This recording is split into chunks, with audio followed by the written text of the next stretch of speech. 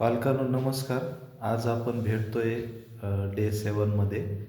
कारण डे 6 जो आपला 30 दिवसाचं कनेक्शन चॅलेंज आहे मुलांसोबतचं, इमोशनल कनेक्शन चॅलेंज.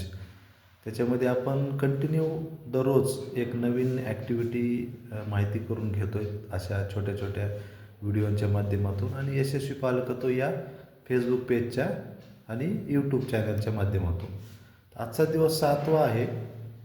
आज आपण कालचा जो दिवस होता 6वा, या दिवसात आपण इनडोअर गेमविषयी चर्चा केली होती की आपण इनडोअर गेम्स खेळू शकतो मुलांसोबत पालक म्हणून.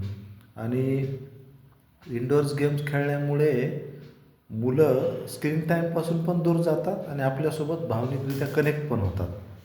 पण आज तुम्हाला त्याच्या पुढची एक ट्रिक्स सांगायची की ज्याच्या माध्यमातून मुलं आपल्या परिवारामध्ये सुद्धा मिळून मिसळून राहतील शेवटपर्यंत.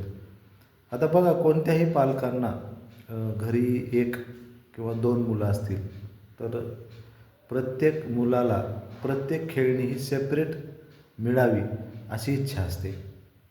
आणि आपण पालक म्हणून काय करतो की त्या मुलाला सेपरेट खेळणी दिली की त्यांचं भांडण होणार नाही अशा हेतून आपण काय करतो की प्रत्येकाला त्याच्या आवडीनुसार एक वस्तू किंवा खेळणी द्यायचा प्रयत्न करतो.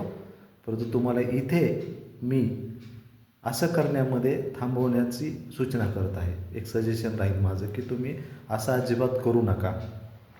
परिवारामध्ये खेळणी आणत असताना 2 मुलं असतील, 2 मुली असतील किंवा बहीण भाऊ दोघं असतील तर खेळण्यांची अशी निवड करायची आपण इनडोअर गेम्समधल्या की दोघांनी मिळून एक खेळणी खेळली पाहिजे.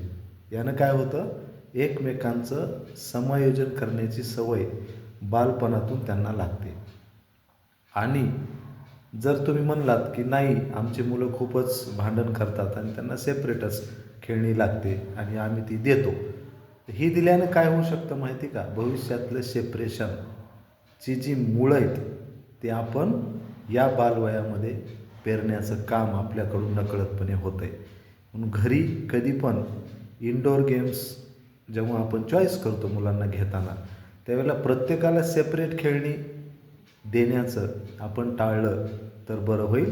कारण त्यातूनच मुलं एकत्रित खेळण्याच्या गोष्टी शिकू शकतात जर आपण त्यांना एकत्रित खेळण्या आणून दिल्या तर. नाही तर प्रत्येक ठिकाणी आईचं म्हणणं असतं की मोठ्याला जी घेतली ती छोट्याला घ्या, छोट्याला जे घेतले ते मोठ्याला घ्या, आणि त्याच्यातून मग त्यांना सेपरेट. पण समजा दोघांनाही आपण बॅट घेऊन दिल्या तर ते खेळणार कशी.